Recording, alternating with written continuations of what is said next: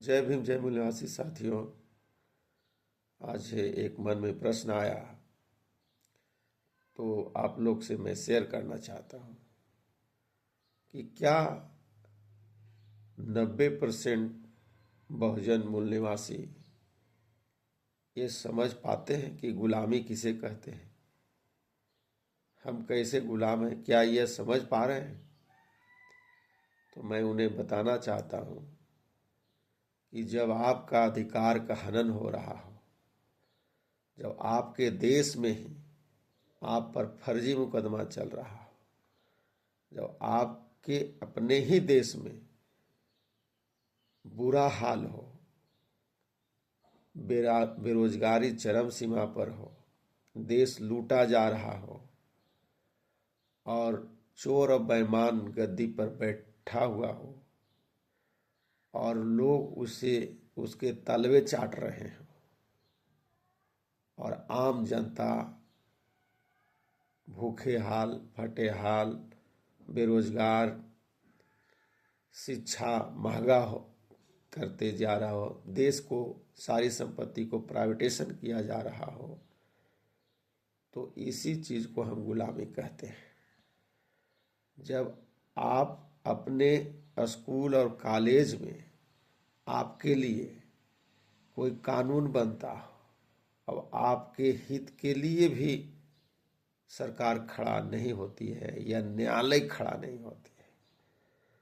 अभी हाल फिलहाल में ऐसा सुनने को मिल रहा है फेसबुक के माध्यम से कि न्यायालय में जो बहाली हो रही है या जजों की नियुक्ति हो रही है, उसमें एक भी ओबीसी या SC ST के लोग नहीं हैं।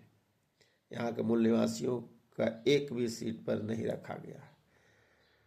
तो इससे आप समझ सकते हैं कि आप कहीं जब उपस्थित नहीं है तो आपके साथ अन्याय होगा और इस अन्याय को ही होते रहना, देखते रहना, चुप रहना, इसी को कहते हैं गुलामी।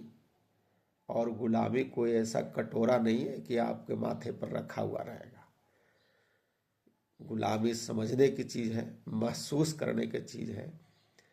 और जब गुलामी रहती है तो आंख पर पट्टी लग जाता है और दिमाग भ्रष्ट हो जाता है, दिमाग नहीं खुलता उसका, क्योंकि दिमाग में उसका वायरस जब हिल जाता है तो वो वायरस दिमाग को खा जाता है और दुश्मन के आवाज को ही वो सच मानता है और अपने बैठे हुए बुद्ध जो बौद्धिक चीज है उससे वो प्रज्वलित नहीं कर पाता है। वो अपने आप को सोच नहीं सकता है, अपने दिमाग पर असर नहीं डाल सकता है, समझ नहीं सकता है। इसी को गुलामी कहते हैं दोस्त। तो इसी को समझिए, आप समझ में आइएगा तो गुलामी से आज़ादी की ओर निकलने की आप में कसरती व्यायाम होने लगेगा। और मैं चाहता हूं कि आप आज़ाद हों और इस देश को बचाइए।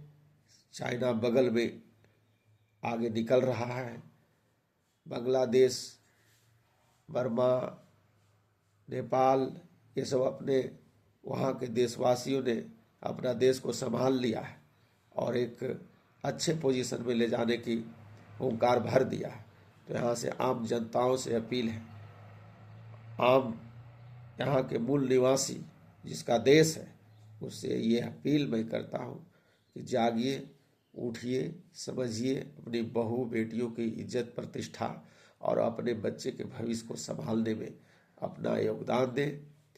और जिस दिन समय आ रही है, जिस दिन में फेसबुक लाइव होगी, जिस समय जुटने की बात कही जाएगी, उस समय आप तैयार रहेंगे। जय भीम जय मूल्यवासी साथी।